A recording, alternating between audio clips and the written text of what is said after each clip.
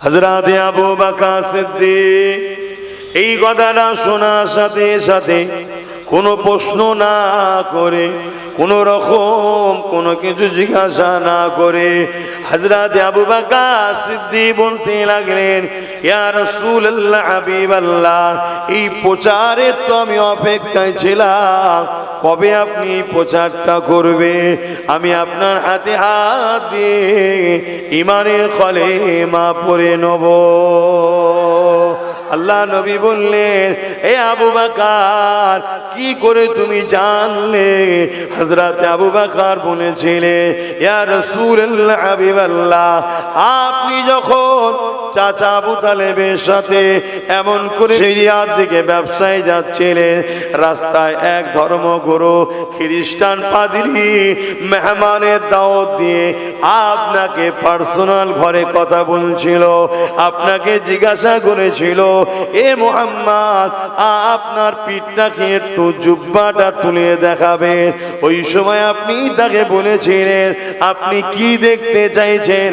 ওই ইহুদ খ্রিস্টান ধর্ম পণ্ডিতটা বলেছিল, আপনার মধ্যে আখেরি নবী বৈশিষ্ট্য পাচ্ছে, আমি একটু দেখতে চাই মোহরে নবুয়াতটা।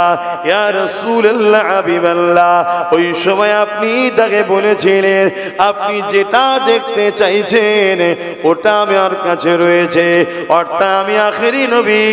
ওই সময় সেই খ্রিস্টান পাদ্রী আপনার চাচাকে বলেছিল, এনাকে মক্কায় নিয়ে চলে যান, না হয় ইহুদিরা দেখলে কতল শহীদ করে দেবে। ইয়া রাসূলুল্লাহ, হাবিবাল্লাহ, ওই দিন থেকে আমি আবু বকর অপেক্ষায় রয়েছি, কবে আপনি একবার এলান করবেন আর আমি আপনার হাতে হাত দিয়ে ঈমানের কলেমা পড়ে নেব।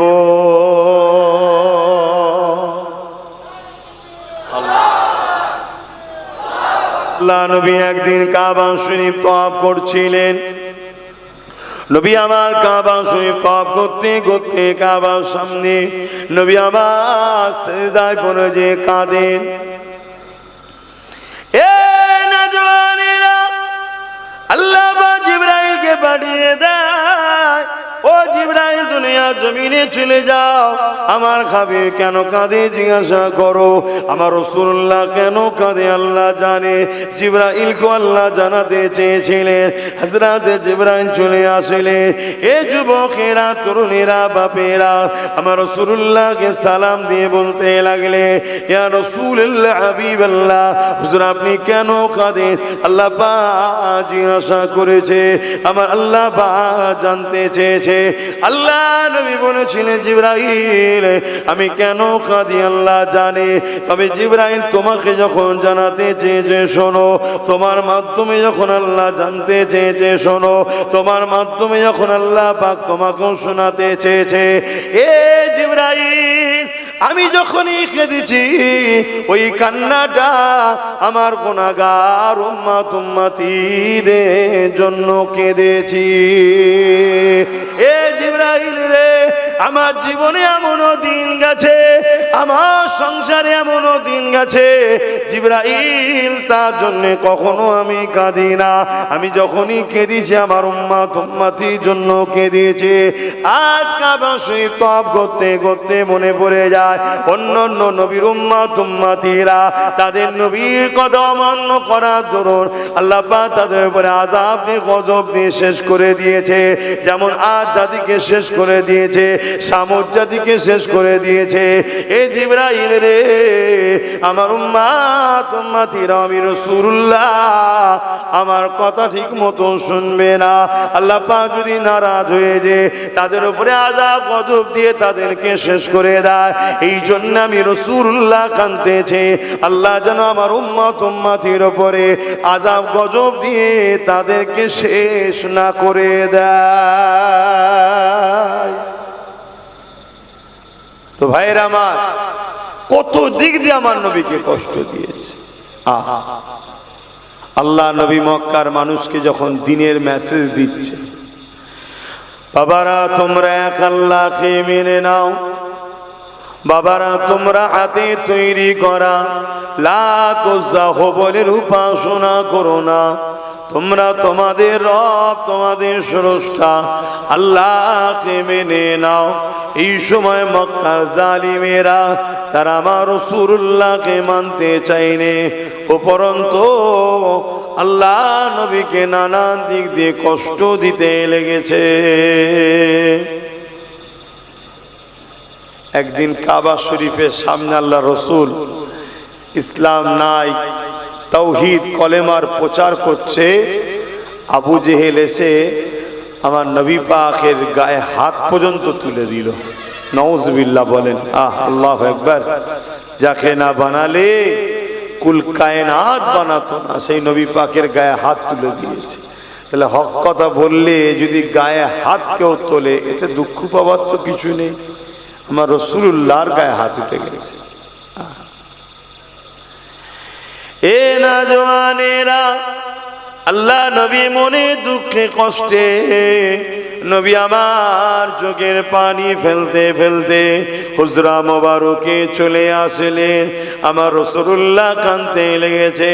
আমার আল্লাহ আওয়াজ দিয়ে দিলে, আমার হাবিব আপনি কাঁদবেন না, আপনি একবার বলুন এদেরকে নেস্তেনাবুদ করে দেব। আমার রাসূলুল্লাহ বলতে লাগলেন, ও রব্বি আল্লাহ পাক, এরা আমাকে মেরেছে, এর থেকে বড় দুঃখ এরা আপনাকে কেন চিনতে পারছে না, এরা আপনাকে কেন মানে না, আপনি এদেরকে বানিয়েছেন। আমার আল্লাহ বললেন, হাবিব কেউ আমাকে মানুক চাই না মানুক, এতে আমি আল্লাহ আমার কোনো ক্ষতি হবে না। আমার হাবিব তামাম পৃথিবী মানুষ যদি আমাকে নাও মানে, আপনি তো আমাকে মানেন। অবশ্যই আমার রাসূলুল্লাহ বলতে লাগলেন, আশহাদু আল্লা ইলাহা ইল্লাল্লাহ, আল্লাহ পাক আমি সাক্ষী দিচ্ছি আপনি ছাড়া কোনো ইলাহ নাই। সঙ্গে সঙ্গে আমার আল্লাহ বললে, আমার হাবিব তামাম পৃথিবী মানুষ যদি আপনাকে নাও মানে, আমি আল্লাহ সাক্ষী দিচ্ছি ও আশহাদু আন্না মুহাম্মাদান আবদুহু ওয়া রাসূলুহু, আপনি আমার বান্দা ও রাসূল মুহাম্মদ।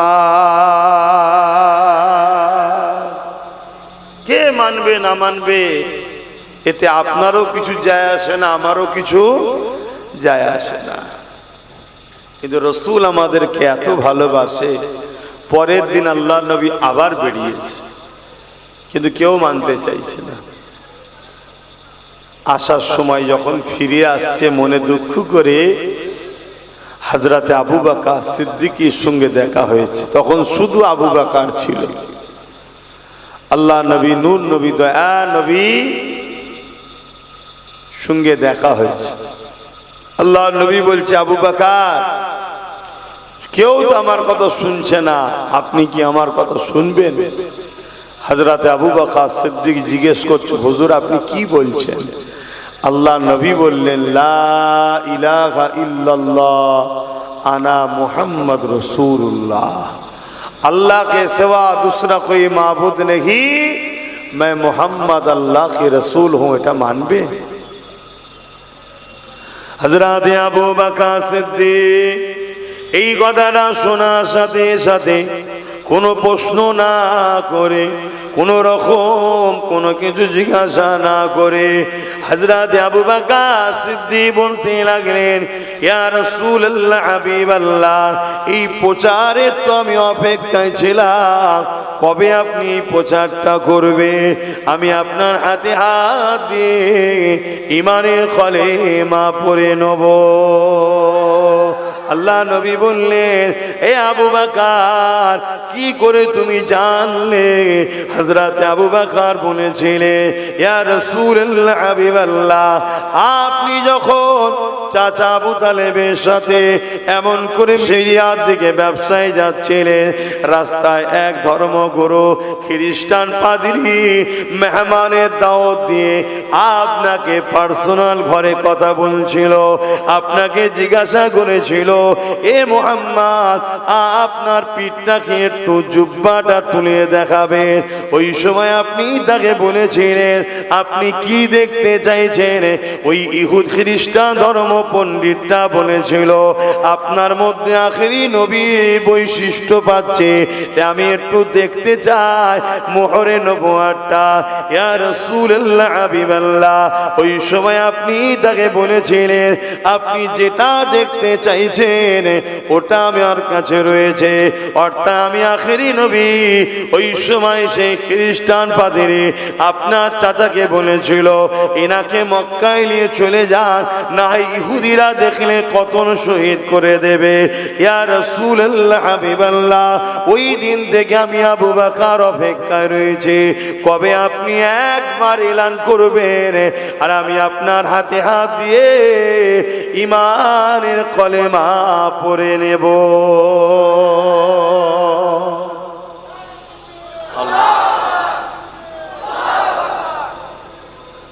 আপনার একটু সরে সরে আসেন না, রশি পড়তে পড়তে আসেন। আল্লাহুম্মা সাল্লি আলা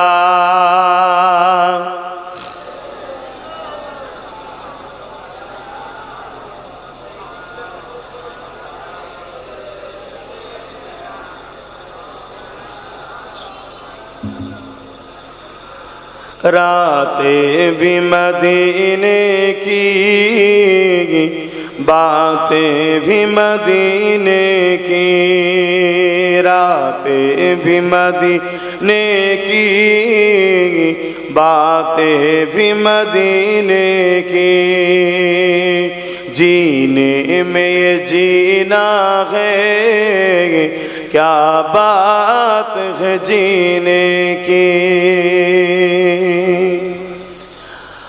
अरसा हुआ तैबा की जिस गलियों से गुजरे, अरसा हुआ तैबा की जिस गलियों से गुजरे,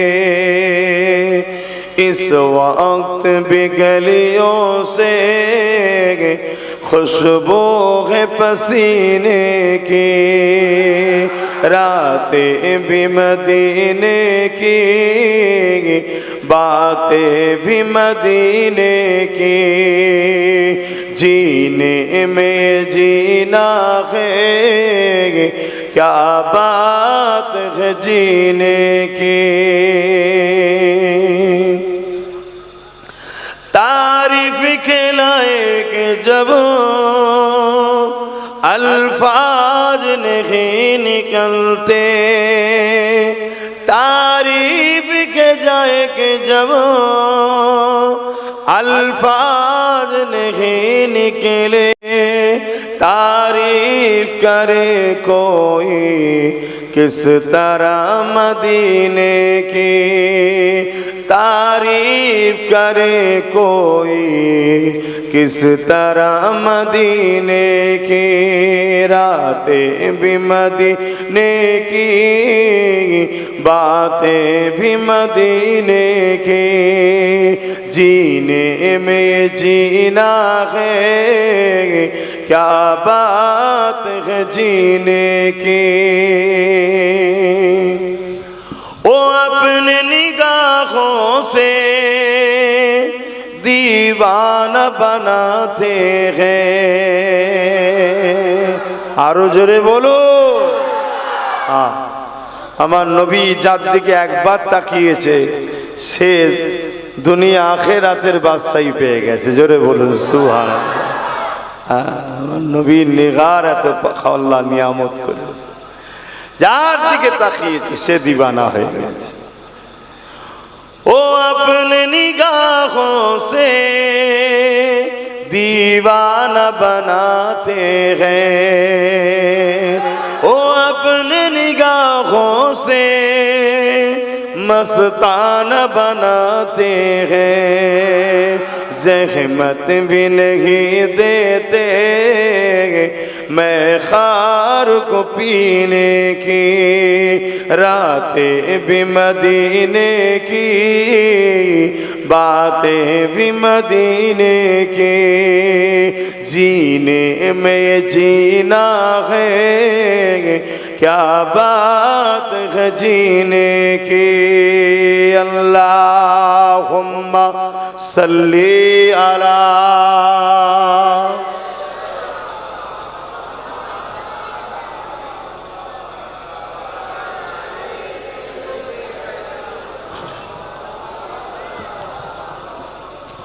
মুসলমান ছেলেমেয়েরা, তরুণেরা, এ নবী পাকের প্রেমিকেরা, আল্লাহ নবী কতটা কষ্ট করে দিন ইসলামকে কায়েম করেছে।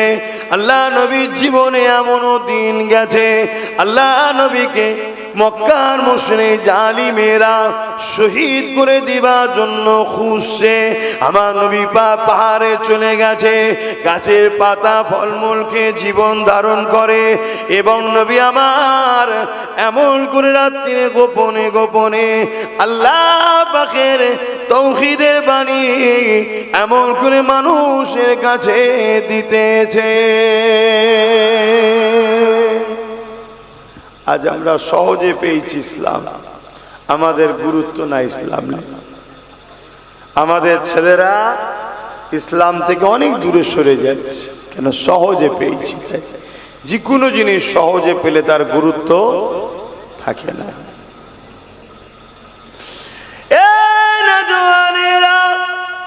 আল্লাহ নবী, নবী দয়া নবী, এমনও দিন গেছে নবী আমার তায়েফের জমিন ইসলামের জন্য গেছে, তায়েফের মানুষকে বোঝাতে নবী আমার গেছে।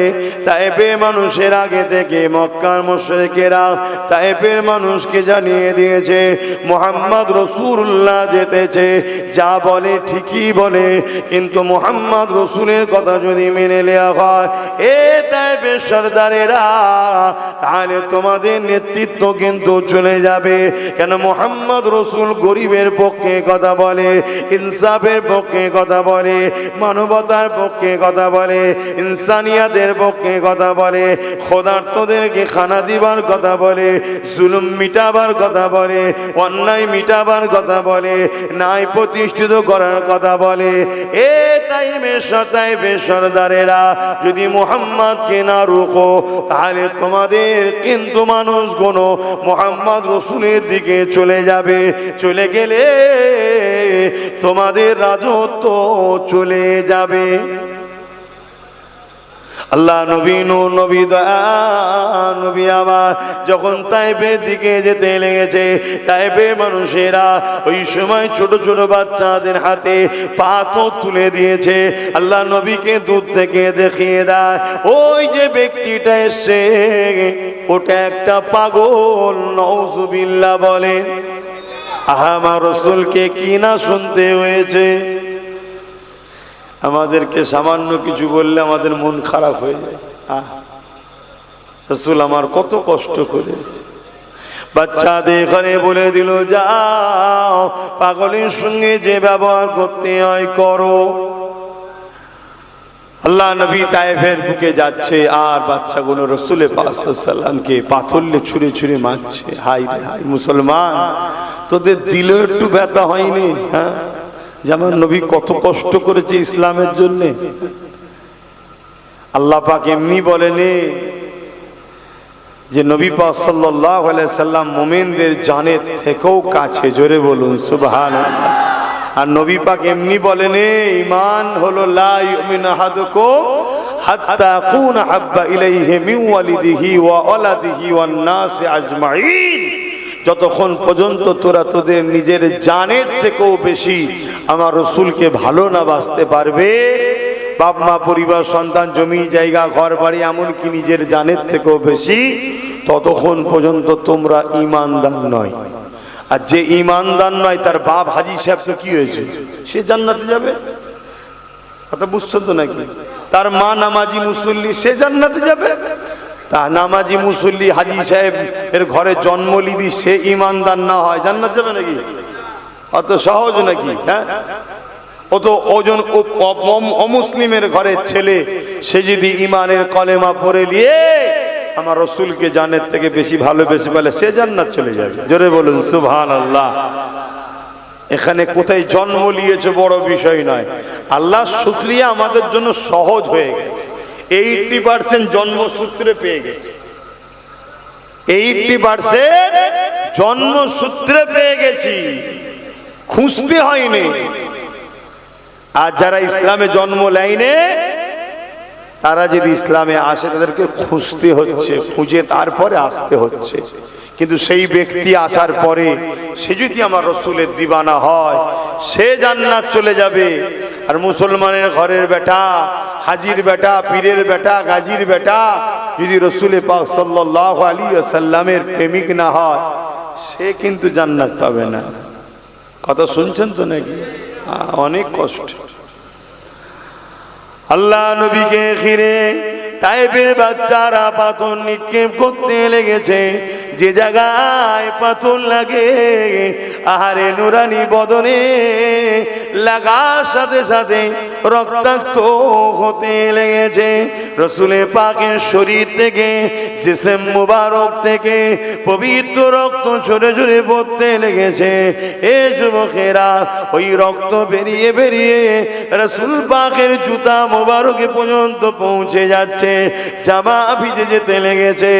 এ যুবকেরা, এমন সময়তে আল্লাহ নবী অজ্ঞান চৈতন্য হয়ে তায়েফের জমিনে নবী আমার পড়ে গেলে।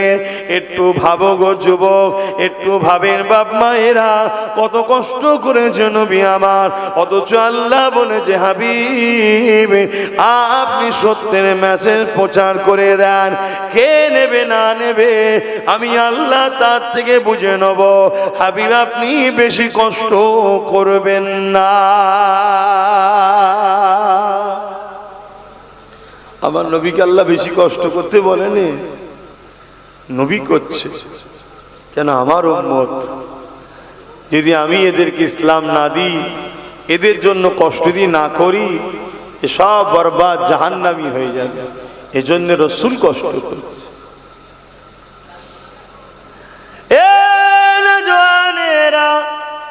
আল্লাহ নবী এমন করে দেখা যায় তায়েফের জমিনেতে অজ্ঞান চৈতন্য হয়ে পড়ে গেলে আল্লাহ পাকের ফেরেশতারাও কাঁদতে লেগেছে।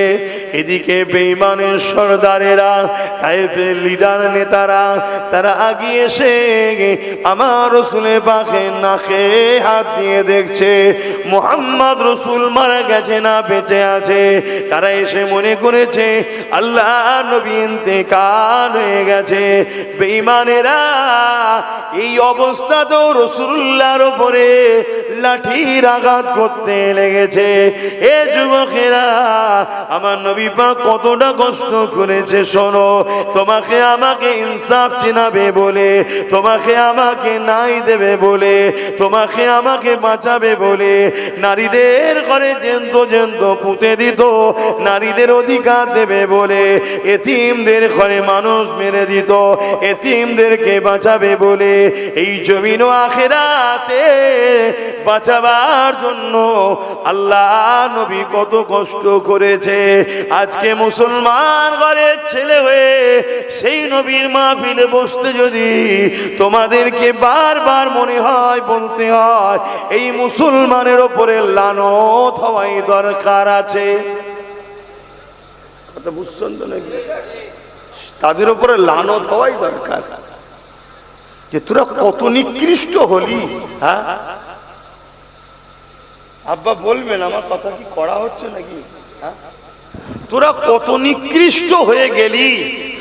আল্লাহ কোরআনে এমনি বলেন, আল্লাহ কোরআনে এমনি ঘোষণা করেনি যে মানুষের মধ্যে এমন মানুষ আছে যারা চতুষ্পদ জন্তুর থেকেও নিকৃষ্ট। আল্লাহ এমনি বলেন, যেদের কান থাকতেও এরা কালা, চোখ থাকতেও কানা, মুখ থাকতেও বুবা, পা থাকতেও হকের পক্ষে চলতে চাইলে। আল্লাহ এমনি বলেন, এই জন্যই বলেছে এ নওজওয়ানেরা, নবী আমার অজ্ঞানে তাইফে জমিনে রয়েছেন। এমন সময় ফেরেশতারা আল্লাহ পাকের কাছে আরজু করতে লেগেছে, ও রব্বি আল্লাহ পাক, আপনার হাবিবের উপরে এত জুলুম হচ্ছে আল্লাহ, আল্লাহ পাক আপনি খামোশ কেন আল্লাহ? আপনি তো আপনার হাবিবকে সব থেকে বেশি ভালোবাসে, আল্লাহ পাক আপনি খামোশ কেন আল্লাহ? আল্লাহ আপনি তায়েফবাসীকে মেরে দেন আল্লাহ, আল্লাহ আপনি আযাব দেন, ওদেরকে শেষ করে দেন। আমার আল্লাহ পাক জিবরাইলকে ডাক দিলে, এ জিবরাইল, দুনিয়া জমিনে যাও, পাহাড় চালক ফেরেশতাকে সাথে করে নিয়ে যাও, যে আমার হাবিবকে সালাম দেবে। আমার হাবিবকে সালাম দিবার পর আমার হাবিবকে বলবে, আল্লাহ পাক পাহাড় চালক ফেরেশতা পাঠিয়েছে, যদি আপনি একবার ইজাজত দেন, দুই পাহাড়কে এক জায়গায় করে তায়েফবাসীকে বীজখানে চেপে মেরে দেওয়া হবে, নয় পাহাড়কে শূন্যে তুলে নিয়ে তায়েফবাসীর উপরে চাপিয়ে দিয়ে মেরে দেওয়া হবে। আমার হাবিবকে একবার জিজ্ঞাসা করো, এ জিবরাইল আমি ইজাজত দিয়ে দিলাম, যাও চলে যাও। হযরতে জিবরাইল আলাইহিস সালাম চলে আলে এবং পাহাড় চালক ফেরেশতাও সাথে চলে আসলে আল্লাহ নবী নূহ নবী দয়া নবীর কাছে এসে হযরতে জিবরাইল আলাইহিস সালাম রাসূল পাকের শরীর থেকে পাথরের আঘাতের জায়গাগুলোকে, ক্ষতগুলোকে পরিষ্কার করে। এই সময় রাসূলুল্লাহর খোঁজটা এসে যায়, আল্লাহ নবীকে সালাম দিয়ে বলে, ইয়া রাসূলুল্লাহ হাবিবাল্লাহ, আল্লাহ পাক পাহাড় চালক ফেরেশতা পাঠিয়েছে, একবার আপনি হুকুম করেন, আল্লাহর পক্ষ থেকে ইজাজত হয়ে গেছে, শুধু আপনি ইশারাটা দেন, তায়েফবাসীকে সম্পূর্ণ চাপা দিয়ে মেরে দেওয়া হবে। আল্লাহ নবী সঙ্গে সঙ্গে তায়েফে জমিনে দুটো হাত তুলে এমন করে আল্লাহ পাকের কাছে ফরিয়াদ করে, ও রব্বি আল্লাহ, আপনি পাহাড় চাপিয়ে এদেরকে মেরে দেবেন না, এরা আমাকে চিনতে পারেনি, তাই আমার উপরে আঘাত দিয়েছে। হে আল্লাহ, আমি মুহাম্মদ সাল্লাল্লাহু আলাইহি ওয়াসাল্লাম আশা করি এদের ছেলে ছেলে একদিন আমাকে চিনতে পেরে গিয়ে আমি মুহাম্মদ রাসূলের জন্য জান মাল সব কিছুই কুরবান করে দেবে। আরো জোরে বলুন সুবহান।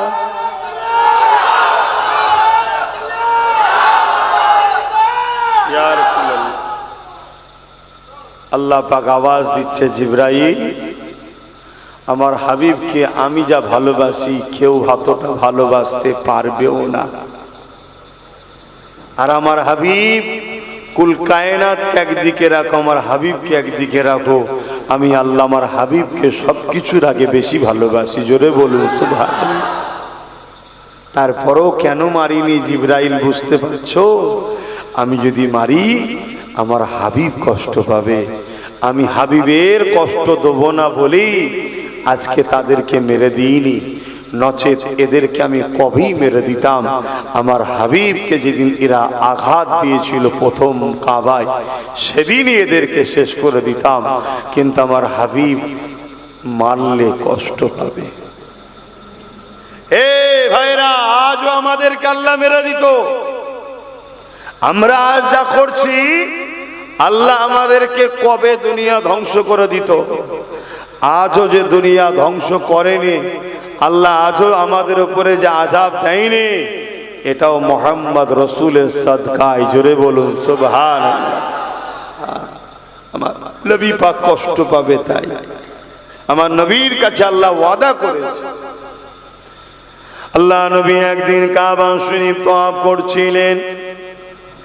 নবী আমার কাবা শরীফ তওয়াফ করতে করতে কাবার সামনে নবী আমার সিজদায় পড়ে যে কাঁদেন। এ নওজওয়ানেরা, আল্লাহ জিবরাইলকে পাঠিয়ে দেয়, ও জিবরাইল দুনিয়া জমিনে চলে যাও, আমার হাবিব কেন কাঁদে জিজ্ঞাসা করো, আমার রাসূলুল্লাহ কেন কাঁদে আল্লাহ জানে। জিবরাইলকে আল্লাহ জানাতে চেয়েছিলেন। হযরত জিবরাইল চলে আসলে, এ যুবকেরা, তরুণেরা, বাপেরা, আমার রাসূলুল্লাহকে সালাম দিয়ে বলতে লাগলে, ইয়া রাসূলুল্লাহ, হাবিবাল্লাহ, হুজুর আপনি কেন কাঁদেন? আল্লাহ পাক জিজ্ঞাসা করেছে, আমার আল্লাহ পাক জানতে চেয়েছে।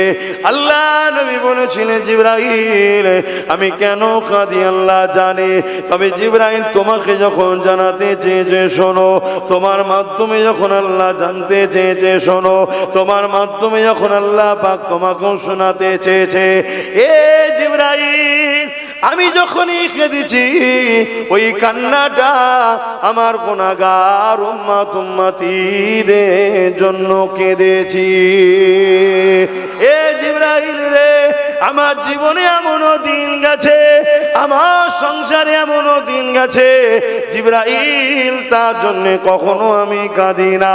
আমি যখনই কেঁদেছি আমার উম্মত উম্মতীর জন্য কেঁদেছি। আজ কাবা শরীফ তওয়াফ করতে করতে মনে পড়ে যায় অন্য অন্য নবীর উম্মত উম্মতীরা তাদের নবীর কথা অমান্য করার দরুন আল্লাহ পাক তাদের উপরে আযাব দিয়ে গজব দিয়ে শেষ করে দিয়েছে।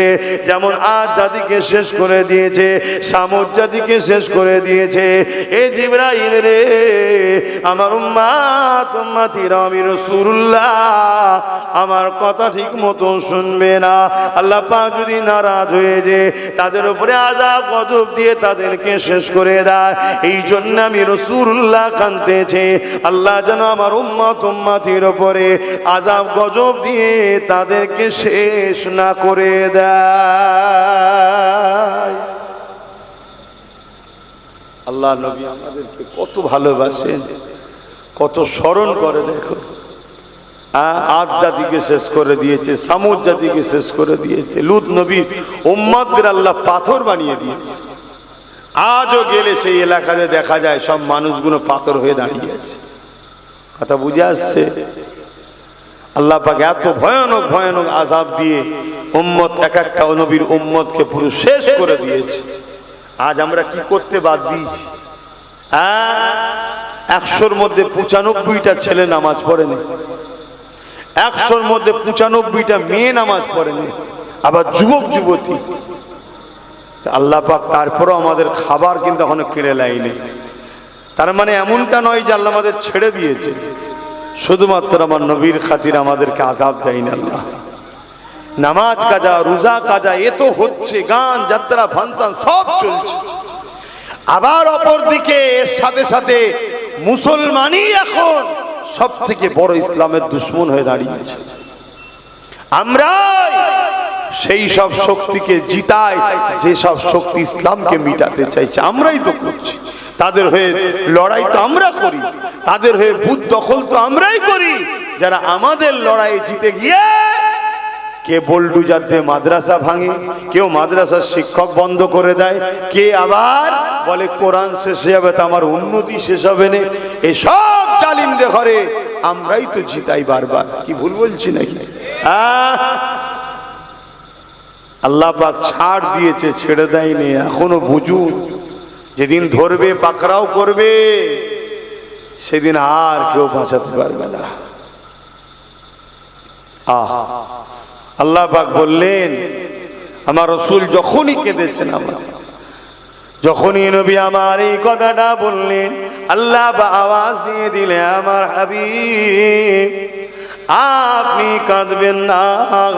আমি আল্লাহ পাক দুনিয়ায় ততদিন পর্যন্ত আযাব গজব দিয়ে দুনিয়াকে শেষ করব না, যতদিন পর্যন্ত দুনিয়া জমিনে একটা উম্মত উম্মতি আপনার দিল থেকে আমাকে ডাকবে, দিল থেকে আমাকে পেয়ার করবে, দিল থেকে আমাকে মোহাব্বত করবে, দিল থেকে আপনাকে ডাকবে, দিল থেকে আপনাকে মোহাব্বত করবে। আমার হাবিব, তার খাতিরে আমি আল্লাহ দুনিয়া জমিনে আযাব গজব দিয়ে শেষ করব না। এই যুবকেরা শুনে রেখে দাও, এই জমিনে যারা আল্লাহ ওয়ালা আছে, এই জমিনে যারা নবীর গোলাম প্রেমিক আছে, তাদের জন্যই আজ আযাব গজব আল্লাহ দিয়ে দুনিয়াকে শেষ করে দেয়নি। তবে মনে রেখে দিও, এমন একটা দিন আসবে যেদিন এই জমিনের উপরে একজনও আল্লাহ দিল থেকে ডাকা থাকবে না, একজনও নবীকে মানা দিল থেকে থাকবে না। সেই দিনেতে আল্লাহ আযাব গজব দিয়ে এই দুনিয়াকে আল্লাহ ফানা করে দেবে। শুনছেন তো নাকি? আপনি ভাববেন সেদিন হয়তো অনেক দেরি আছে। আরে দিল থেকে ডাকার কথা, দিল থেকে আর মুখ থেকে ডাকা এক নয়। আল্লাহ নবী বলেছে আখরি জামানায় মসজিদ ভর্তি নামাজি থাকবে, একটাও ঈমানদার থাকবে না। শুনছেন তো নাকি? কোটি কোটি মুসলমান থাকবে, দিল থেকে ডাকা একটাও থাকবে না। আমরা ভাববো হয়তো এখন অনেক বাকি আছে দুনিয়া শেষ হতে। কেন? আমরা দেখছি 250 কোটির উপরে মুসলমান রয়েছে। আর 250 কোটি মুসলমান তো দেখছো, দিল থেকে ডাকা কটা আছে? যদি দিল থেকে ডাকার হতো তাহলে ওয়াকফ কালা কানুন কেন্দ্র সরকারের করার সাহস হতো না। তারা তো বুঝতে পেরেছে যারা নামে তালপুকুর ঘটি ডোবে না, এদের মধ্যে কি সালাউদ্দিন আছে নাকি? তাই তো সাহস পেয়েছে। এরা তো জানে যে বাবরি মসজিদ যেমন পয়সা দিয়ে কিনে নিয়েছি, ও কিছু দালাল মোল্লা মলি সাহেবকে ঠিক পয়সা দিয়ে সেটিং করে নেবো, ওয়াকফ আন্দোলন এমনি বন্ধ হয়ে যাবে। বন্ধ হয়েছে না হয়নি? ওয়াকফ আন্দোলন হচ্ছে, কথা বলো। কিন্তু আমি আমার গতিতে করে যাচ্ছি, ছোট মানুষ, আমি আমার গতিতে করে যাচ্ছি। দীর্ঘ 8 বছর ধরে করছি। আইন হওয়ার অনেক আগে থেকে যেমন স্পিডে করছি, আজও সেই স্পিডেই করছি। কেন? রেজাল্ট কি হবে, ফাইসাল্লা কি হবে, ওটা আমার জানার বিষয় নয়। আমি যে ওয়াকফের পক্ষে, এটা আল্লাহকে দেখাতে হবে। এই আন্দোলন আমি করছি। আল্লাহ নবী বললেন অন্যায় দেখলে হাত দিয়ে রোকো। আল্লাহ নবী বললেন অন্যায় দেখলে হাত দিয়ে রোকো। যদি হাতে রুখতে না পারো, মুখ দিয়ে প্রতিবাদ করো। যদি মুখে প্রতিবাদ করতে না পারো, রাসূল আমার বললেন ঘৃণা করে দূরে সরে যাও। ঘৃণা করে দূরে সরে যাবার কথা বলে আল্লাহ নবী বললেন এটা হলো বড় দুর্বল ঈমানের লক্ষণ। কোনটা? ঘৃণা করে সরে যাওয়াটা কি দুর্বল ঈমানের লক্ষণ। এ নওজওয়ানেরা, অন্যায়কে হাত দিয়ে রোকা 1 নম্বর ঈমানের বৈশিষ্ট্য। এ ক্যাটাগরির ঈমান, প্রথম ঈমানের স্তর। যদি হাত দিয়ে রুখতে না পারে, মুখ দিয়ে যদি প্রতিবাদ করি অন্যায়ের বিরুদ্ধে, এটা হলো দ্বিতীয় স্তরের ঈমান, দ্বিতীয় ক্যাটাগরির ঈমান। 3 নম্বর হলো অন্তর থেকে ঘৃণা করে দূরে সরে যাওয়া, সাপোর্ট না করা। তাহলে এটা হলো সব থেকে নিম্ন শ্রেণীর ঈমান এবং দুর্বল ঈমান। এরপরে আর ঈমানের কোনো গুরুত্ব, এরপরে ঈমানের আর কোন স্তর, এরপর ঈমানের আর কোন কোয়ালিটির কথা নবী বলেন। শুনছেন? অন্যায় দেখলে প্রথম নম্বর ঈমান কি? হাত দিয়ে রুখতে পারলো না। দ্বিতীয় নম্বরের ঈমান কি? মুখ দিয়ে প্রতিবাদ করা, মুখ দিয়ে প্রতিবাদ করতে পারলো না। 3 নম্বর ঈমান, শেষ স্তরটা কি? অন্তর থেকে ঘৃণা করে সরে যাওয়া। কোন মুসলমান যদি মসজিদ কেউ ভাঙছে দেখে হাত দিয়ে রুখলো না, মুখ দিয়ে প্রতিবাদ করলো না, অন্তর দিয়ে ঘৃণা করলো না, উপরন্ত যারা ভাঙছে তাদেরকে সাপোর্ট করলো, তার ঈমান আছে না চলে গেছে? এটা একটুখানি আওয়াজ দিয়ে বলবেন। এ যুবকেরা, আজ কেন্দ্র সরকার কালা কানুন তৈরি করছে, জোর করে ক্ষমতা দেখিয়ে 2025 সংশোধন আইন, কালা কানুন, ওয়াকফ সংশোধন আইন, জানেন তো নাকি?